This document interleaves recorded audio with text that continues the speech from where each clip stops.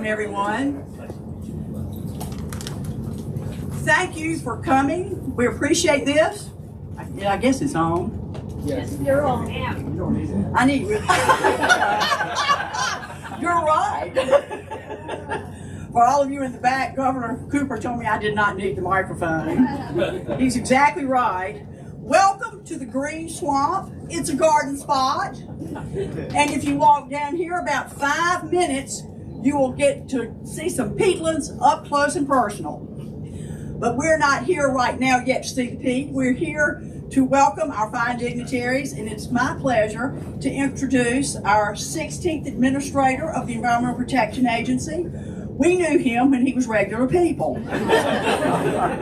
And we worked with him then as he moved up the ladder of DEQ, became secretary, and then he got the call from President Biden, and here he is today. And we are just so proud to have you here, and we are so proud of this 4-state effort with the states of Maryland, Virginia, North Carolina, and South Carolina, Governor Cooper's leadership, and the Nature Conservancy, and here we are. Welcome, Mr. Administrator.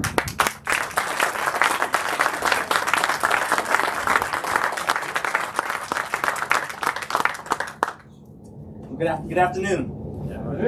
Thank you, Catherine, for that introduction. You all know things don't change. When Catherine says come, we all come. So Catherine, thank you for your continued leadership and your friendship. It's an honor to be here.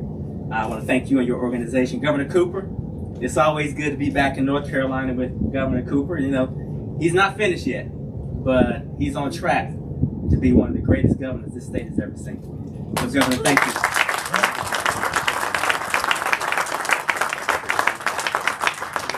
Congressman Nickel, thank you for being here. I'm going to thank Congressman Nickel for being here and for his tremendous leadership. But last week, Congressman Nickel took one of the most consequential votes any congressional member could ever take. Last week, he thwarted a bill that would have reduced my salary to $1. Thank you, sir, from the bottom of my heart. Secretary Wilson, thank you for being here today. Thank you for your continued leadership and your steadfast leadership. I think you're demonstrating that North Carolina continues to lead with what we're going to announce today. So I'm grateful for you. I'm grateful for Ms. Lamicia Whittington. Thank you for your leadership. You know, Lamicia always ensures that as all the big wigs get around the table and try to make decisions, that community members are never left out and that the community is always front and center. So Lamicia, thank you for that. And I want to thank everyone at the Nature Conservancy for hosting us today. It's just awesome to be out of DC and be here looking at God's country. So you all, thank you for being here. Your efforts could not be more evident than where we're standing here today. The peatlands here in the Green Swamp Preserve have existed for millennia, remaining natural and undrained the way a peatland is supposed to be. Peatlands like this one cover around 1/3 of the Earth's surface, but store twice as much carbon as all of the world's forests. Because these swamps contain vast amounts of carbon when they're drained or burned, they release huge quantities of climate pollution and can no longer serve as natural buffers for flooding and wildfires, not only threatening biological diversity and ecological health, but also threatening the health of the surrounding communities. That's why the Nature Conservancy's work to restore and protect places like this is so critical in our nation's effort to combat the climate crisis. President Biden and Vice President Harris understand that we must leave no stone unturned in the fight against climate change. And that's why together they put forth the most ambitious climate agenda in United States history. Thanks to the President and Vice President's investing in America, this administration has made the largest climate investment ever, delivering billions of dollars to state, local, and tribal governments to tackle climate change with the sense of urgency that it demands. These investments are ensuring that we're building innovative and forward-thinking climate solutions from the bottom up and not the top down, giving power and resources to state and local governments who know their communities better than the federal government ever could. And one of the most innovative and exciting programs created by this historic funding is EPA's very own Climate Pollution Reduction Grants Program. which is investing billions of dollars, that's billion with a B, to help implement community-driven solutions that reduce air pollution, advance environmental justice, and help accelerate America's clean energy transition. Now, last week in Pennsylvania, we announced the selection of 25 recipients who will receive over $4.3 billion to fund climate solutions that work for their local communities. These grants will fund projects that protect public health, support environmental conservation, stimulate economic growth, and create good-paying jobs, while also charting a path towards unprecedented climate pollution reductions.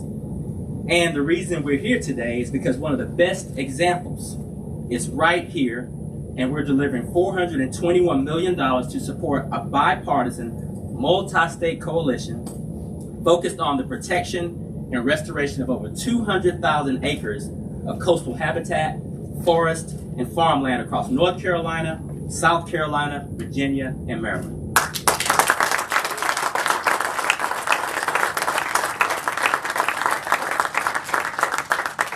Not only will this ensure our natural lands remain vibrant and resilient, these projects are also estimated to reduce greenhouse gas emissions by 28 million metric tons by the year 2050. Folks, these grants present a historic opportunity for communities to chart their own path forward towards a cleaner and more resilient future. An opportunity for all levels of government to develop and implement innovative climate solutions that address, again, the needs of the local communities. And an opportunity to give communities, particularly overburdened and underserved communities, a seat at the table while fighting climate change. You know, EPA's greatest privilege and responsibility is ensuring that all people in this country, no matter the color of their skin, the community that they live in, or how much money they have in their pockets, have clean air to breathe, clean water to drink, and an opportunity to live a healthy and vibrant life. And so with that, I want to say thank you to the bold vision of the people here in the great state of North Carolina, and thanks to the bold and visionary leadership of President Biden and Vice President Harris. And now, it is my pleasure to turn things over to my friend, Governor Roy Cooper.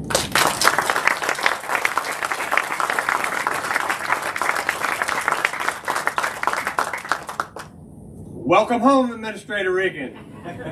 Bringing $421 million. Not bad. You get to come down from the big swamp to our little swamp.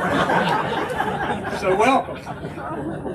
I've told this story many times, but when I was picking a Secretary of the Department of Environmental Quality, I interviewed Michael. I was very intrigued. Had such an amazing record.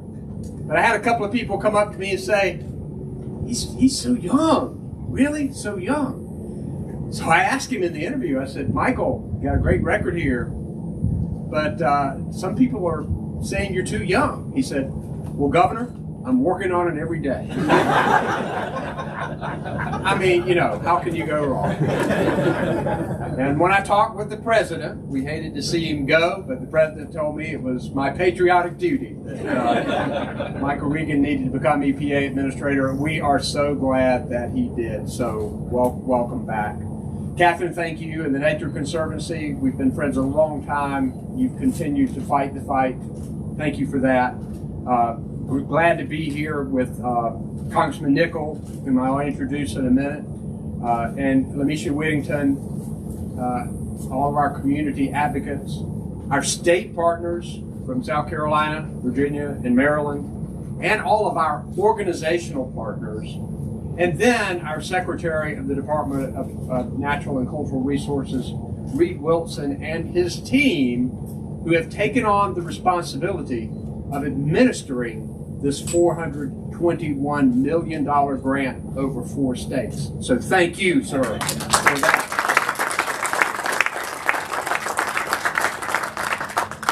So, you know, today we're at the Green Swamp Preserve. And if you spend any time here, which I have done, you'll see some amazing works of nature. You'll know God's hands in it.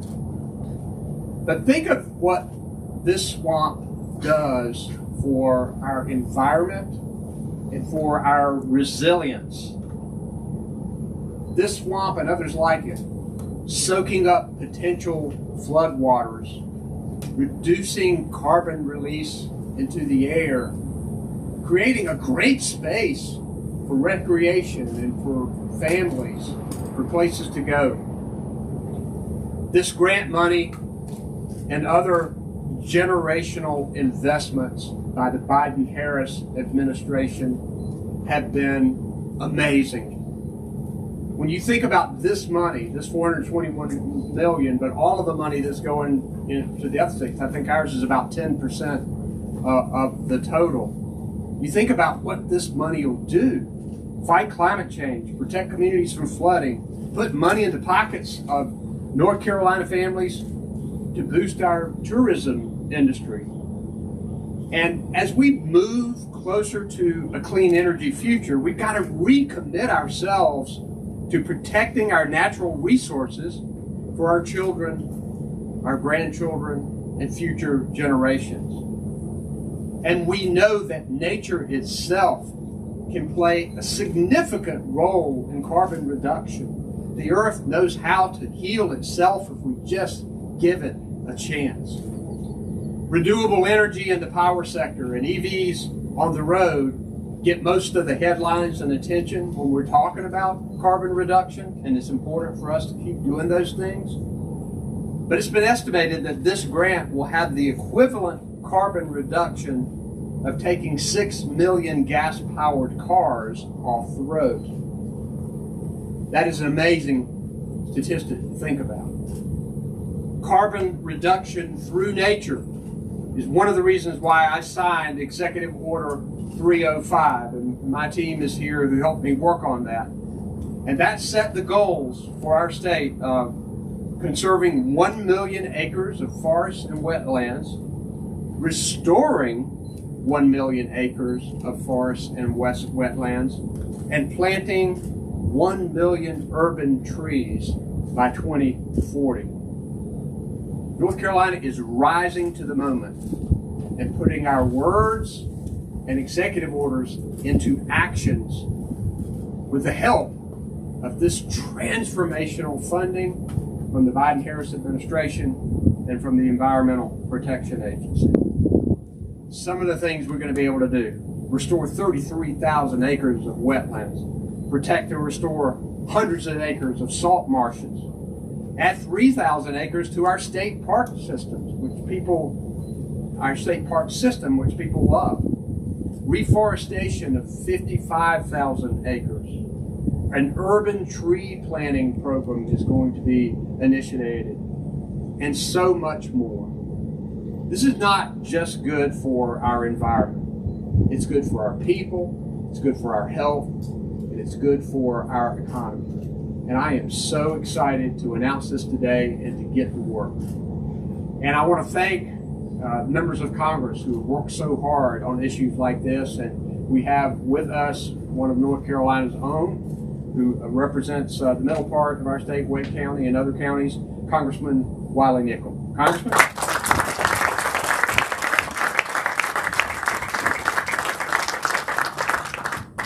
Thank you so much for that introduction. I know the entire state of North Carolina joins me in thanking Governor Cooper for his tireless advocacy and leadership. Let's hear it for Governor Cooper.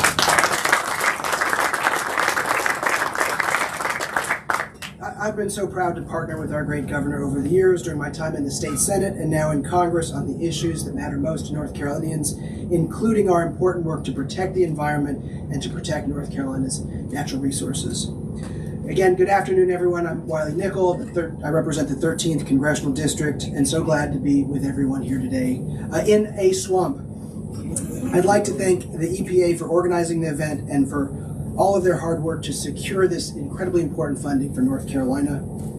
I'd like to start by welcoming EPA Administrator Michael Regen back to North Carolina.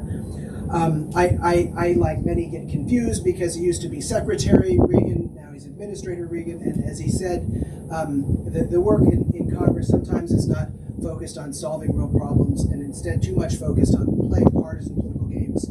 We had a vote in the House where some of my more extreme colleagues try to zero the salaries down to $1 for agencies where they don't like what they're doing. But because of his great bipartisan work, there was a bipartisan coalition that agreed he shouldn't have his salary taken down to $1. But one of the things that I've felt, and I guess that's a ringing endorsement, we don't want to take your salary down to $1. But one of the things that I think is important, and we've talked about this a lot over the tremendous amount of visits to North Carolina and the great work for our state by the EPA, is how we have an administrator for such an important segment of our economy. And I'm someone who thinks we ought to have a secretary of the EPA. It's a difference in pay, it's a difference in respect, it's a difference in protocol, it's a difference in where you stand in the cabinet. And I've had an uphill battle in Congress on the issues that matter for fighting the climate crisis. But when I return to Washington in September, I'm going to file legislation to make the EPA administrator a secretary.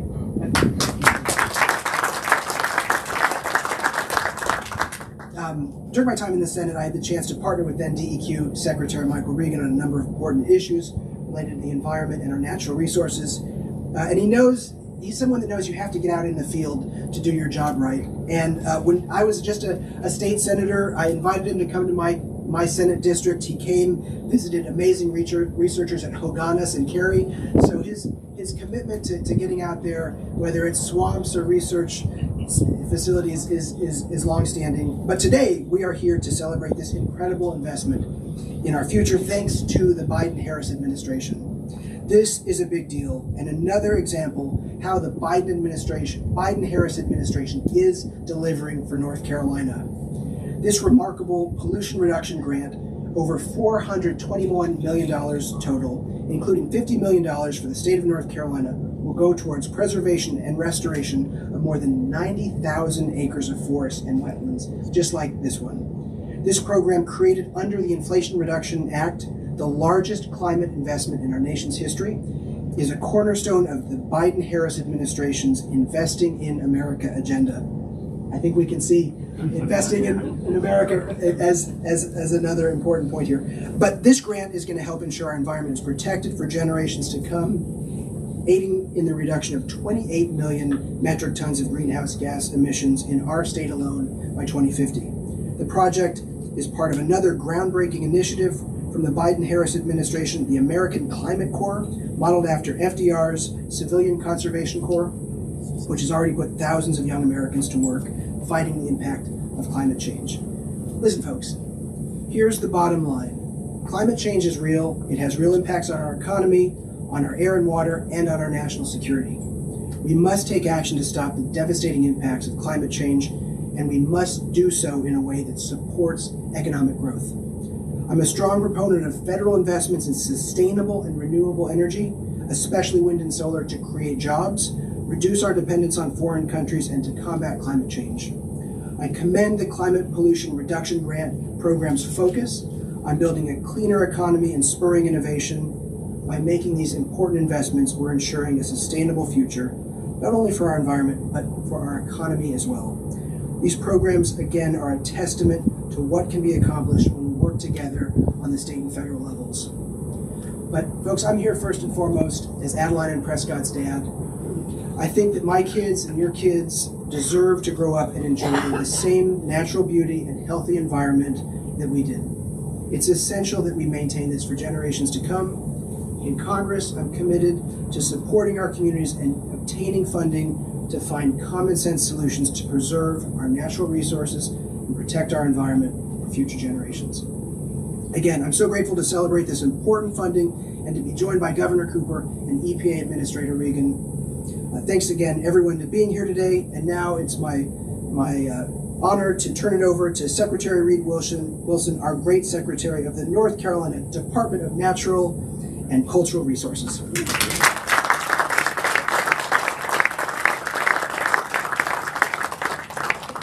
Good afternoon, everyone. It is great to see you here in this warm, beautiful location. Thank you, Congressman Nickel, for being here, but also to you and Representative Ross and other members of our congressional delegation who expressed to the Environmental Protection Agency your support for this grant. That matters. Thank you, Governor, for your unmatched record in protecting our air, land, water, climate, and health for all North Carolinians. You've led the way in protecting our drinking water quality from forever chemicals, ensuring environmental justice, providing more outdoor recreation opportunities, preserving and restoring our natural and working lands, and transitioning to a clean energy economy. It is just a phenomenal record, and thank you for leading the way on all of those. Thank you, Administrator Regen, for coming all the way back home to North Carolina, and for this decision by your agency to fund this substantial grant application that we forwarded on behalf of the other 3 states. This is the largest federal grant that our department has ever received by far. And as you know, many years ago, you and I overlapped for a little bit at EPA in Washington. And for 8 years, I worked in Administrator Carol Browner's office during the Clinton administration. And so I saw firsthand how difficult your job is. And it's probably even more difficult today than it was in the 90s. Things are just so polarized. But everyone in this country is fortunate that you are the person in charge of EPA. Your talent, passion, wisdom, persistence have made a huge difference on air quality, water quality, environmental justice, climate change. So thank you, thank you, thank you.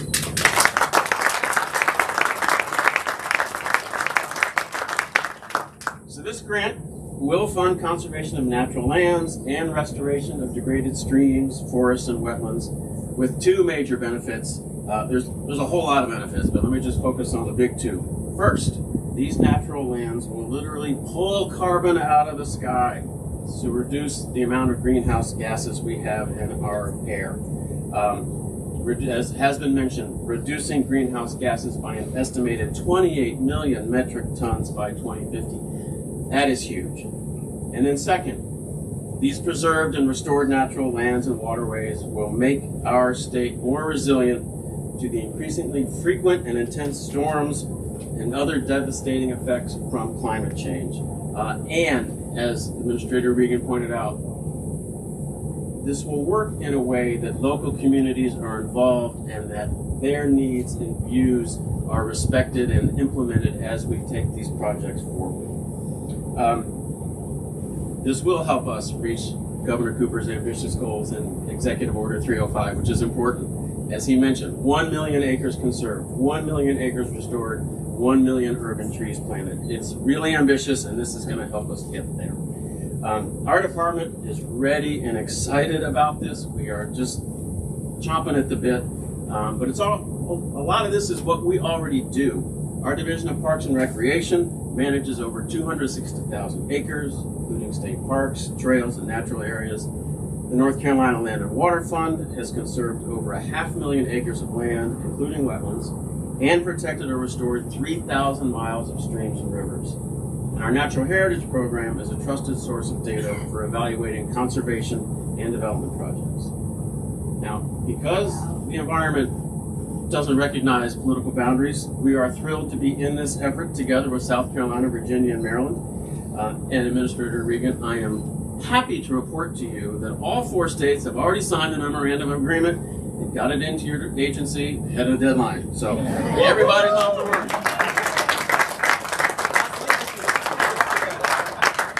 Get a bunch of lawyers on a Zoom call. Who knows where it can go, but it all worked out. This really is a group effort.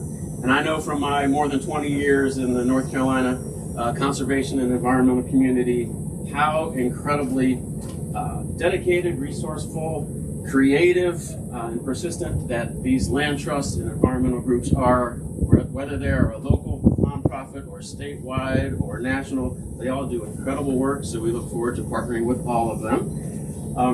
We really are at a historic moment in the continual effort to protect our air, water, land, and climate for future generations.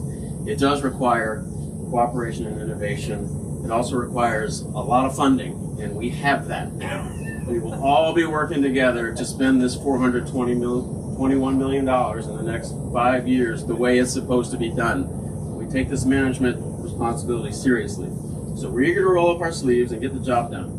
So thank you to everyone here who helped make this grant happen. Both folks in the governor's office, TNC, Coastal Federation, our department, a lot of great partners.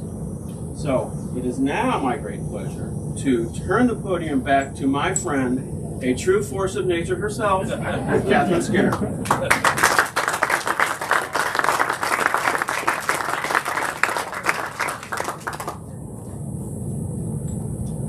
How sweet it is. I can't even begin to put into words. I am really not a reflective person, but I have been this week because I've never gotten to spend $200 million, and it's just FUN. But I want to start with 37 years ago, I took this job. I was a child prodigy, I was 5, and the only person in conservation was Bill Holman lobbying for 3 or 4 groups because no one group could afford to pay him. I came in here, so there were 2 groups that started lobbying for conservation. Now here we are 37 years ago, or 37 years later, and we have grown into an incredible environmental force. And we have grown it across party lines, looking at state natural solutions and resources as we are dealing with changing weather patterns, sunny day flooding, and incredibly more intense hurricanes. And we stand on each other's shoulders today. On behalf of the Nature Conservancy, we are really appreciative of the coalition the governor put together here with 4 states, and he got on the phone and called those governors, because when his folks called me, I said, well, how are you going to get those other 3 states? He said, well, the governor's already gotten them. And I'm like, okay, we're in. But we were ready to go, in large part due to the decades of work the environmental community in this state has put together. You've got Environmental Defense Fund and North Carolina Conservation Network. Brian Busby's here, Will McDowell's here. I haven't seen David Kelly. Is he here? There he is. They've got policy chops, and we go behind them on their policy chops. You put the land conservation community in it with the Land for Tomorrow Coalition. It is the big groups like Conservation Fund, the Nature Conservancy, and Wildlife Federation, and every land trust in this state. And our Land for Tomorrow Coalition has gone from buying land to buying complex pieces of property, restoring them, looking at what they do for the riverine systems, look at what they do for the wetlands. So we have gotten a much more sophisticated group of people as a conservation community as a whole. So we've been working on protecting our natural assets, and we've built a big foundation in this state to do it. Big turning point came when Hurricanes Florence and Michael just hit this state. My contact lens is popping out, the details. Anyway, we saw flooding across this coastal plain that nobody could imagine. The environmental community convened itself, and we were all looking at the resources that each group had and how we could collectively start thinking about differences of what we could be doing and operating at a different scale to deal with this massive flooding we were seeing and the ongoing flooding we knew that was going to be perpetuated. So as we are doing that, Governor Cooper assembles these task forces all around the state, looking, there are probably 8 or 9 of them. The 2 that we were really focused on were the natural working lands, and the environmental preservation group. You had affordable housing, you had environmental justice, you had the environmental groups, the clean energy groups. They were all participating in every one of these task forces, putting together different blueprints of how we could go forward. And of course we had a big money tag on it. We were all going like, yeah, right. But then you start looking what came out of it. The flood blueprint emerged. The Resilient Coastal Communities program that then Braxton Davis, head of DCM, now Coastal Fed, was head of. And you start looking at these pieces that we were putting together. Wildlife Resources was in it. The Nature Conservancy was in it. But then you had the wonderful North Carolina Natural Heritage Program under our fine Secretary Reed Wilson with a guy named Scott Pullman and Sarah Ward, who works for the Fish and Wildlife Service, elevating the peat in every conversation. and they kept talking about it, so it ended up as a chapter in the Natural Working Lands group. What happens next? The CPRG grant gets published, and we go, Natural Working Lands. And those guys in the Fish and Wildlife Service and state government started elevating this. The governor's team started reading all these reports that we had put together, and they came up with it. Connor Mullering and Becky Rechtenwald were the ones who were on the phone with every one of us and saying, okay, let's get it together, can we do it? And nobody, not only did we not say no, we were using expletives in their nicest ways and going, yes, we can. So here's what we did. We are building at scale. I look at my environmental brethren today, and it is a proud moment. Now, the Nature Conservancy is incredibly proud for what we're doing here, but we can't do it without you. So it's a proud moment for the conservation and environmental community in this state, bar none. And what we're going to do going forward, we're going to try to minimize the blow of some of these catastrophic events. We can't stop them. We can slow them down. But we can work at a scale now that moves the needle. And that is a huge thing. And we now, with 421 million and change, can do it, and we have a fighting chance of succeeding. So thank you very much. With that, I will call on Lamisha Whittington, who is the president of Democracy Green, and she serves as the president. She's a co-founder, along with Sonia Whittington, who is a co-founder and executive director, as well as Robert Whittington Jr., who is a GNC co-founder. So we've got all generations over here at Democracy Green.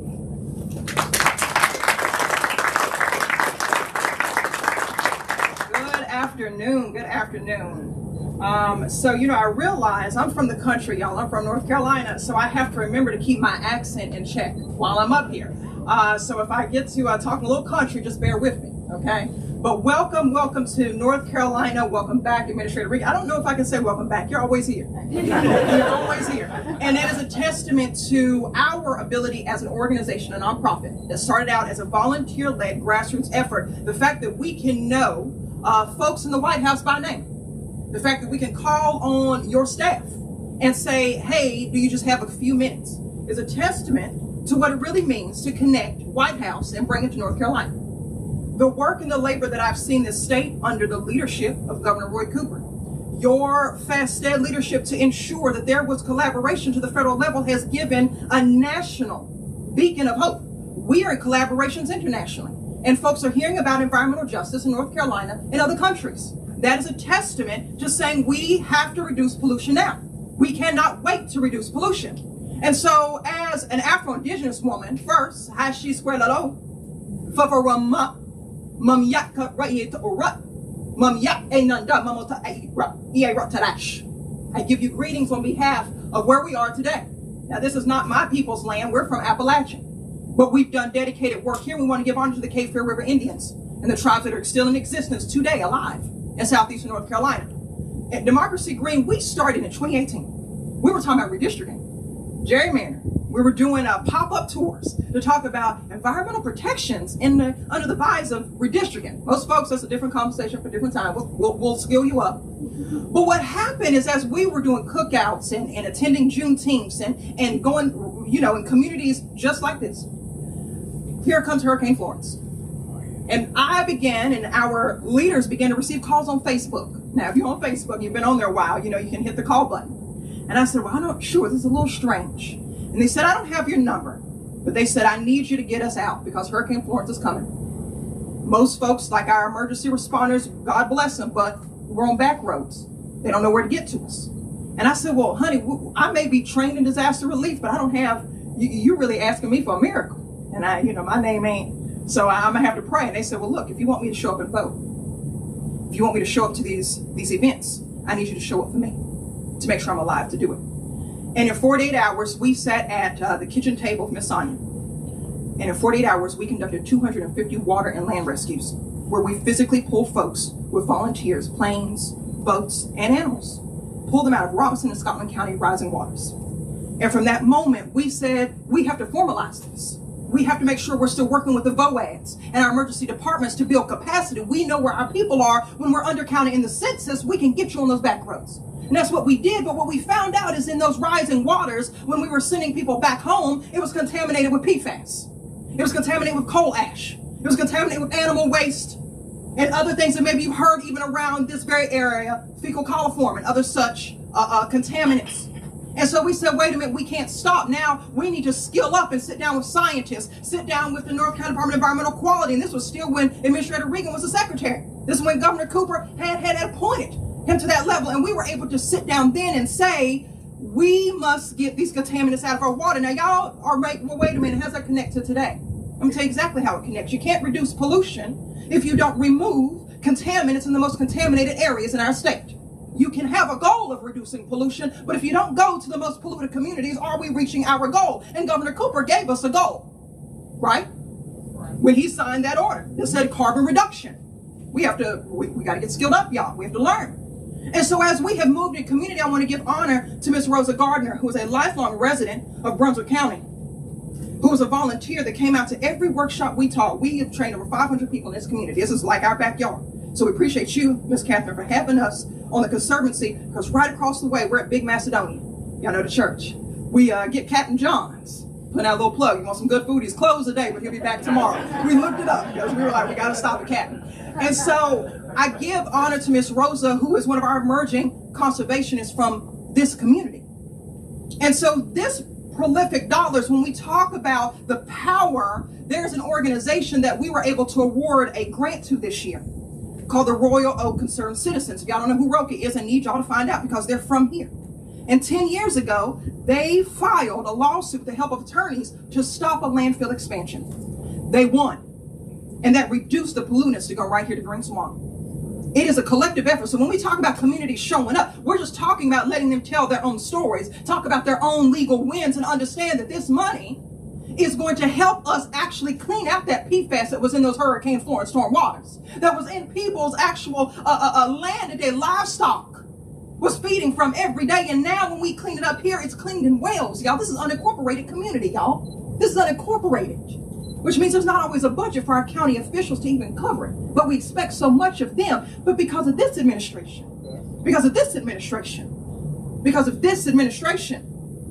understand who's on the front row right now. You have Congress, you have a governor, you have an administrator, you have nonprofits, you have secretaries who have all come together to work for a better vision for North Carolina.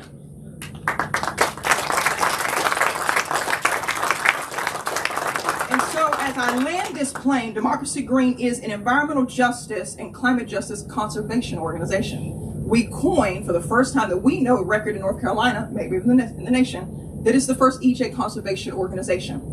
And with that, we have been able, not with these funds, but we hope to get support. But they don't count. All right, we're going to work together. Okay? We've been able to acquire and save nearly 30 acres, 14 minutes from here, in an area that serves unincorporated areas and is abandoned coastal wetland. And so our labor will be applying for funds to now clean up, restore it back to Mother Earth, natural vegetation, nature-based solutions, honey. So that as we are testing water, because that's what we do, we actually test folks' water. We know that what's going in their wells, what's hitting those service lines, will come from filtered creeks and water. And Mother Earth will see us and be proud. And so I thank you for honoring me and my people, and my co-founders for being here today, and I thank you for honoring the great people of North Carolina.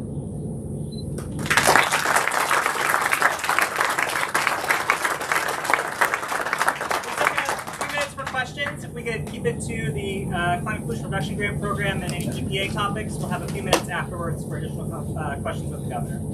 There's a reason we let LA go last. Nobody wants to follow that.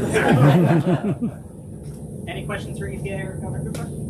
You all have mentioned underserved communities, getting involved, getting a seat at the table. Can you break that down a little bit and go into some detail about how that's going to happen and when these communities are going to be seeing this outreach and being offered this seat? Well, I'll start and I'll let the governor and Reed jump in, but at a basic level, with all of these federal dollars, at a minimum, 40% of these resources must be invested in disenfranchised communities, communities that have been disproportionately impacted, never had a seat at the table, our Black, Brown, Native American communities, indigenous communities. And so that's sort of a baseline for how these grants are deployed all across the country. So with that $4.3 billion at the federal level, we can expect 40% to help those communities that the President and Vice President have asked us to target. I'll let the state speak to more about North Carolina. Bailey and Connor here on the second row of our policy team. My executive order required mapping of issues involving environmental justice. In order to tackle a problem, you got to know where they are and what they are. And we have this mapping program that has begun, and in fact, in the next week or so, we're going to have a meeting of leaders from communities who are involved in environmental justice to help us make that map the very best that it can be.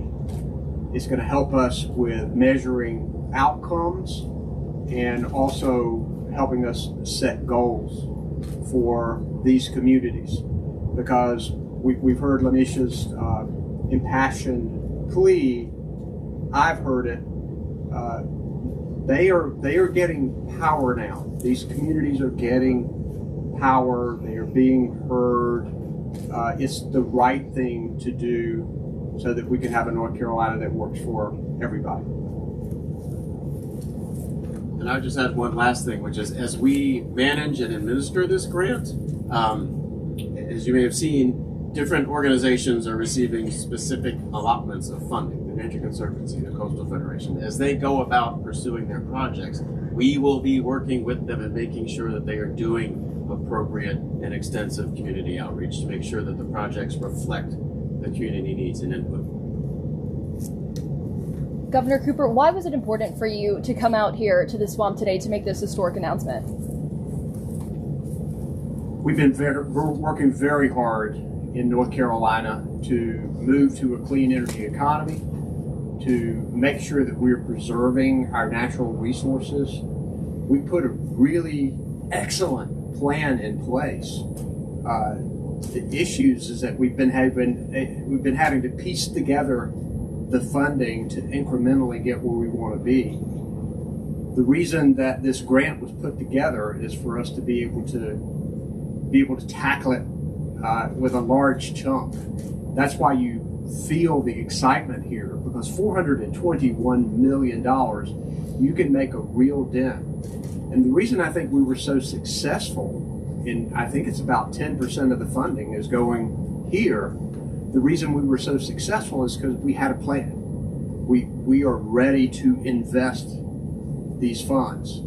And I wanted to come to celebrate and to thank everybody who has worked so hard on this, because this is very complex. It's detail-oriented, and people have put a lot of blood and sweat into this. And I'm just deeply, deeply grateful for them and excited about what this can bring for our state and for the East Coast. Any other questions? All right. Thanks, everybody. All right.